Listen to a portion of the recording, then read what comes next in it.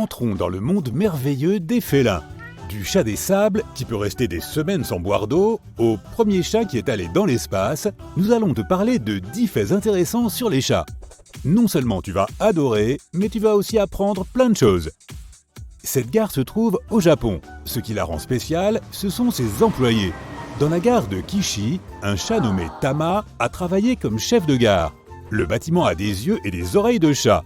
Eh oui, ils ont construit le bâtiment de la gare comme ça. Il y a même un train Tama inspiré de Tama.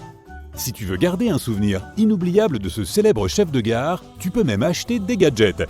Pour y aller, le voyage commence à la gare de Wakayama. Le panneau d'orientation de cette gare comporte des illustrations de Tama. Et lorsque tu montes les escaliers, des empreintes de pattes de chat nous accompagnent. C'est trop mignon. Ma première réaction en regardant la photo d'un chat des sables a été de me dire « Oh, je veux embrasser cette jolie petite frimousse et caresser ses pattes duveteuses ». Et puis j'ai continué à lire sur le sujet et j'ai compris que ce petit mignon était en fait un redoutable prédateur capable de manger des serpents et des scorpions. Cette espèce est unique car ce sont les seuls chats qui vivent principalement dans le désert. Les chats des sables chassent surtout la nuit. Ces animaux se nourrissent essentiellement de petits rongeurs, mais ils s'attaquent également aux oiseaux, aux lièvres et aux insectes. Ils s'attaquent même aux vipères venimeuses. C'est peut-être pour cela que nos petits minous à la maison nous réveillent aussi à 3h du matin et courent d'une pièce à l'autre. Par ailleurs, ils n'ont pas besoin de beaucoup d'eau. Ils peuvent passer des semaines sans boire une seule gorgée. Ils tirent toute l'humidité dont ils ont besoin des proies qu'ils dévorent. Les chats des sables peuvent vivre entre -5 et 53 degrés Celsius. Tu seras ravi d'apprendre qu'ils ont aussi des poils sous leurs pattes. Celles-ci sont beaucoup plus duveteuses que celles d'un chat ordinaire. La fourrure sous leurs pattes n'est pas seulement là pour les protéger du sable brûlant. Elle fonctionne aussi comme un coussin qui permet aux félins de marcher sur le sable sans s'y enfoncer. Grâce à cela, ils ne laissent pas d'empreintes derrière eux. Les scientifiques ont toutes les peines du monde à les observer. On a même vu ces chats fermer les yeux la nuit lorsque des humains s'approchent d'eux. De cette façon, ils empêchent tout reflet et se fondent parfaitement dans le sable. Indétectables. Savais-tu que le plus ancien chat domestique connu a vécu il y a 9500 ans? En fait, on pensait que les Égyptiens avaient domestiqué le chat. Mais en 2004, des archéologues ont découvert à Chypre les restes d'un chat vieux de 9500 ans. Cette nouvelle m'a fait me demander d'où venaient réellement les chats. Aujourd'hui, on trouve des chats sur tous les continents, sauf en Antarctique. Mais cela n'a pas toujours été le cas. Comment les chats ont-ils pu traverser les océans? Tout a commencé il y a environ 10 000 ans, dans ce qui est aujourd'hui la Turquie moderne. L'analyse de l'ADN indique que c'est là que sont apparus les ancêtres sauvages des chats. Les humains gardaient des chats sauvages parce qu'ils étaient utiles pour lutter contre les rongeurs dans les fermes. L'agriculture a commencé à se développer et à progresser dans le monde entier, et les chats ont également été associés à cette évolution. Comme je l'ai dit, ils ont d'abord atteint Chypre. Imaginons que tu habites là-bas et que tu n'aies jamais vu un chat de ta vie, et qu'un jour tu en rencontres un. C'est exactement ce qui s'est passé. Au cours des 1000 années suivantes, les chats ont pénétré en Bulgarie et en Roumanie. Puis, en 800 avant Jésus-Christ, ils ont fait leur entrée en Égypte. Là, les choses sont rapidement devenues dingues. Les chats sont devenus un objet de culte. À partir de là, les chats égyptiens se sont répandus dans le monde des Romains et des Vikings. Ce sont eux qui ont amené des chats sur leurs navires pour lutter contre les parasites. Les chats sont devenus super populaires et ont voyagé dans le monde entier, et par bateau donc. On les trouvait dans toute l'Afrique, l'Europe et l'Asie. Finalement, les gens ont navigué vers les Amériques et bien sûr, les chats qui avaient conquis le cœur des gens se trouvaient toujours sur leur bateau. Aujourd'hui, un tiers des foyers américains possèdent au moins un chat. As-tu déjà vu un chat avec des orteils supplémentaires? Ces animaux sont appelés chats polydactyles. Les orteils supplémentaires se trouvent sur leurs pattes avant, mais rarement sur les postérieures. Maintenant que j'ai indiqué que les chats étaient autrefois de véritables compagnons des hommes sur les bateaux, je peux ajouter que les chats polydactyles y étaient aussi considérés comme des porte-bonheur. Grâce à leurs orteils supplémentaires, ils étaient d'excellents chasseurs de souris. De plus, on pensait qu'ils pouvaient grimper plus haut et plus vite que les matous ordinaires. Les marins trouvaient que ces félins étaient également capables de garder un meilleur équilibre en mer. Mais il y a un chat polydactyle qui va te surprendre au plus haut point.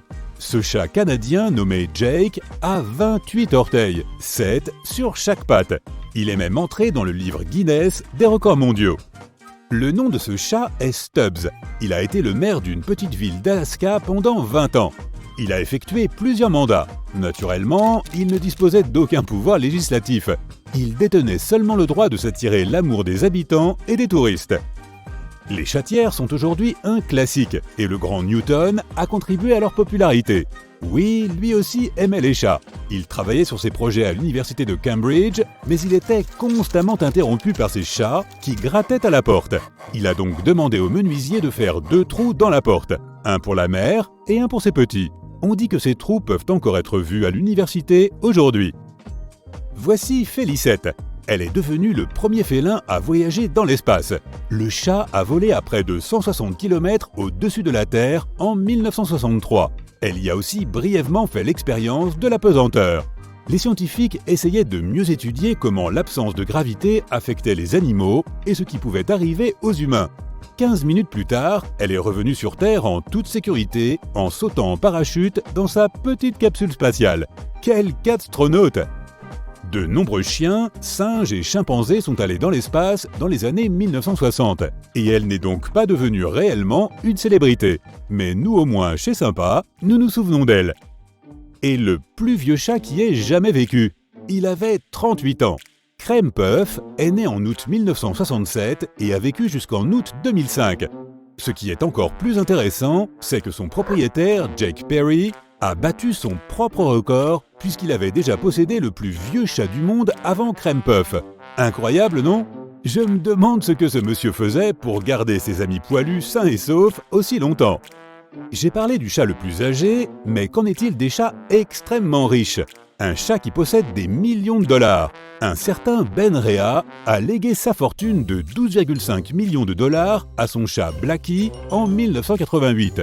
C'était le dernier chat survivant des 15 que possédait Rea dans son manoir. Le millionnaire a refusé de la léguer à sa famille. La majorité de sa fortune a donc été partagée entre 3 associations caritatives pour chats avec la consigne de bien veiller sur son ami félin. Lorsque j'ai évoqué les chats de sable, je me suis interrogé sur le patrimoine génétique de nos chats domestiques et errants. Une étude a révélé que les chats domestiques partagent 95,6% de leur patrimoine génétique avec les tigres. Lorsqu'on observe les comportements de traque et de bondissement de nos chats, on n'est peut-être pas si surpris que cela. On pense que les chats sont fous d'herbe à chat, mais la moitié des félins du monde ne la supportent pas. Les scientifiques ne savent toujours pas pourquoi certains chats adorent cette plante et d'autres ne semblent pas si intéressés que cela. Ils ont découvert que la sensibilité à l'herbe à chat est héréditaire. Si un chaton a un parent amateur d'herbe à chat, il y a une chance sur 2 qu'il aime aussi cette herbe aromatique. Sais-tu que les chats ont développé un type spécial de miaulement pour communiquer avec les humains? Ils utilisent généralement ce ton pour arriver à leur fin avec nous. Ce son est irrésistible à nos oreilles, car il s'agit d'une combinaison de ronronnement et de miaulement. Il est intéressant de noter que la fréquence de ce miaulement ressemble aux pleurs d'un nourrisson. C'est pourquoi notre cerveau est immédiatement en alerte. Les chats savent bien qu'ils ont déjà conquis le monde entier. Maintenant, ils peuvent se détendre. C'est peut-être pour cela qu'ils passent 70% de leur vie à dormir. Cela représente environ 13 à 16 heures par jour. Ils passent le reste de leur temps à être adorables et espiègles. Miaou!